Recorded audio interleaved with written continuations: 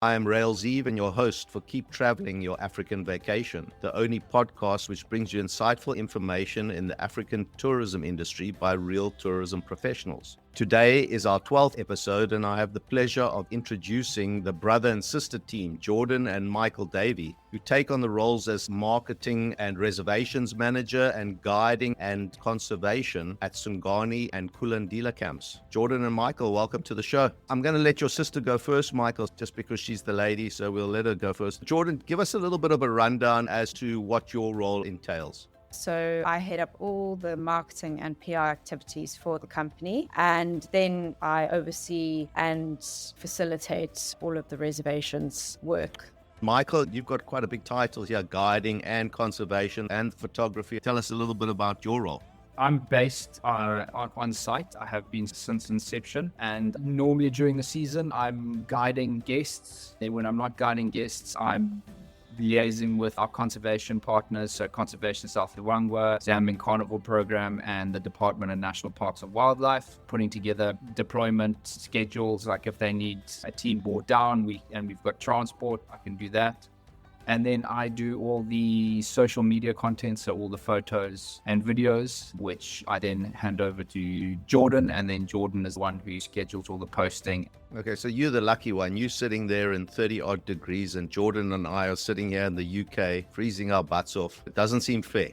Jordan, let me come back to you. For our international listeners, whereabouts are the camps situated geographically? So we are in the eastern part of Zambia in the South Luangwa National Park. It's considered Zambia's kind of premium wildlife destination. It's a huge national park, and we're in the most southerly section of the national park. It's an area of the park that provides a really remote and often quite exclusive experience to guests. Tell me, we're talking about Sungani and Kulandila. What is the distance between the two camps? So they're about 6 kilometers apart by vehicle, and for your listeners in North America, it's about 4 miles. Michael, let me come back to you now. How are international guests going to get to your property? A lot of the time, once they've done their international flight into Lusaka, there's a couple of ways. They'll get a scheduled flight with ProFlight Zambia, and that would take them from Lusaka to Mfue, which is our hub here in the South Luangwa National Park. That schedule runs, there's 3 flights a day, peak safari season. So there's lots of options there. We would send our own aircraft to pick them up in Mfue and then fly them down to the lodge, which is about a 20-25 minute flight. We have a 1,400 meter gravel runway. Often, they'll come a King 90, King Air 200, Caravan, PC-12. So from Lusaka, that's about a 50-minute flight. In something like a Tour 6, it's about an hour 45. But you bypass 2 flights. It's just 1 flight direct into the lodge. The third option is if guests prefer a road transfer, we can pick them up at the airport. We have a 200 series Land Cruiser, so fully air conditioned, and that'll be about a 4-hour transfer. You do see wildlife on the way down, and we will stop for coffee or lunch. So we make it as comfortable as possible. Jordan, tell me about what the property is made up of as far as suites and rooms, etc. for the guests. At Sungani, we have 7 custom designed tents. They've got over 1,000 square feet of indoor space, and then you've got a big adjoining outdoor deck. So not your typical tent as most people know it, but we were very conscious that we wanted to have the facilities tented, kind of give that real safari experience. At Kulandila, you've got 4 tents, which are about 460 square feet of indoor space. So it's a fantastic camp for exclusive buyouts. Are guests going to find that there's a lot of difference between going from Sungani to Kulandila, or is it just another tent, another accommodation site? The facilities, you've got a gym, you've got a photographic studio, you have a much bigger feeling at the lodge in terms of the main area and the sort of facilities around that. Going to Kulandila, it's more of our classic safari camp, that old school safari feel, but you are still going to get the same sort of Sungani brand quality throughout both properties, so you're not compromising on comfort, and a much more intimate property, I'd say, in comparison to Sungani. It really just depends on what your guests are going to prefer in terms of the accommodation option. I'd say that Kulandila's maybe for the slightly more adventurous people that still want comfort. They want to be able to walk out their room and get right onto the ground whereas Sungani is made up with elevated walkways, gives you that slight sense of safety. But yeah, you're not compromising on comfort. You're going to have the same activities across both properties. In Mauritius, as an example, if you stay at one of the beachcomber hotels, you'll be allowed to interchange with one of the other hotels. In other words, if you're staying at Paradis, you can go and have dinner at Dina Robin. Is that something that you offer to your guests, just to change things up once they have dinner at one place or go to the other? We do have a really great best of both special, which people do love to make use of. So you have 2 nights at Kulandila, 3 nights at Sungani, and then you get a free night at Kulandila. So that's quite attractive if you do want to combine the two. Michael, I understand that you're into the photography in a big way. How are you incorporating sustainability into that and education for the younger people in that area?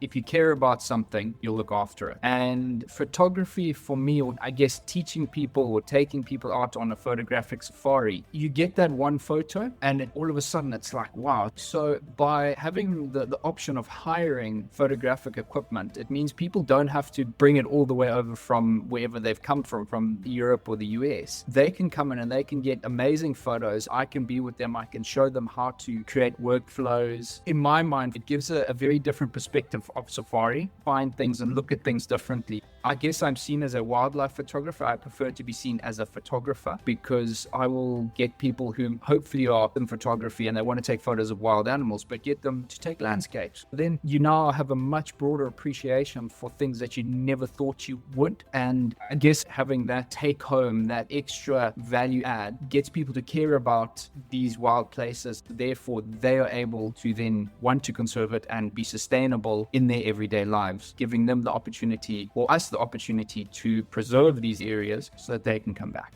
You mentioned that you would hire out or lease out photography equipment. Are real professionals in the photography world going to take that opportunity of using your equipment? Or are most of the gung-ho guys going to say, I'm happy to be guided by Michael, but I'm going to bring my own stuff? We've got our photographic ambassador, a guy called Keith Ledzinski.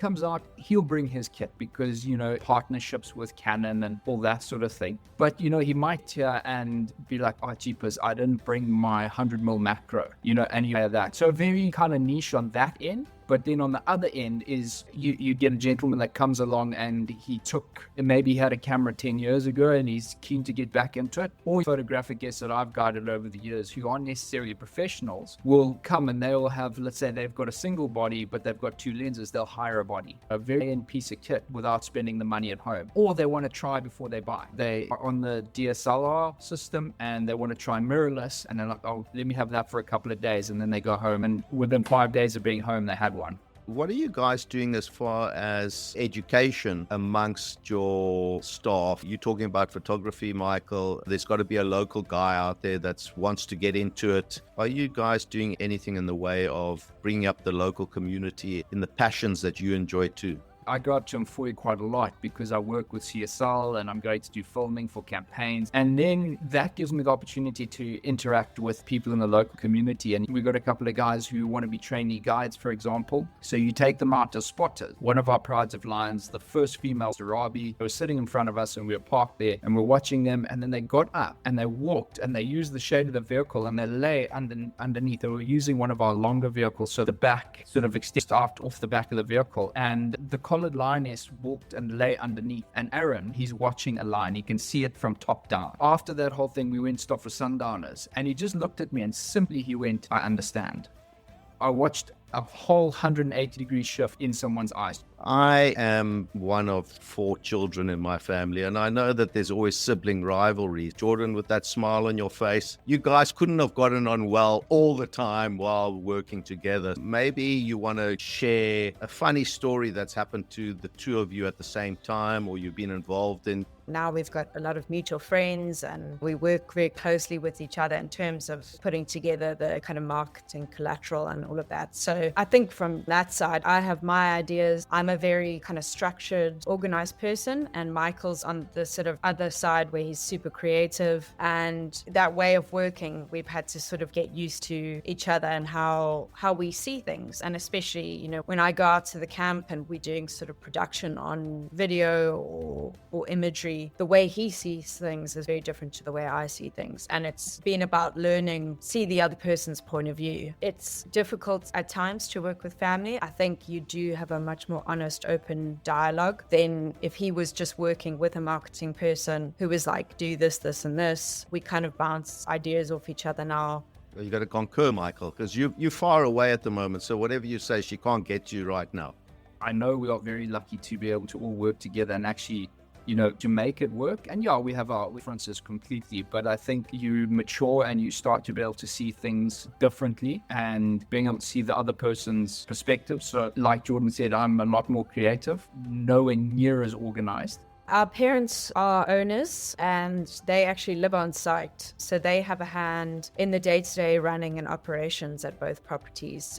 We have front of house managers and hosts, but they are the core back of house running, making sure everything's sorted. I think that for guests in particular and trade that we work with, it's that reassurance knowing that it's a family run project, that it's a high level of personalization and detail to your guest experience. Our eldest brother is also involved. He's actually over in the US. He lives in Dallas, has his day job, but as all of us Africans would love and hope for is to have something still in Africa if we live away from home. So he's also an owner and kind of helps out on the sort of new business development side. We've also got a representation company in North America, and we've put a lot of focus into that market because that's where we get most of our guests. So we've got him over there. So we're kind of all over, and as you know, I'm based here in London, so a good all-round experience. Jordan, I know you've been very kind. Would you tell the listeners a little bit more about the giveaway that you're putting out there?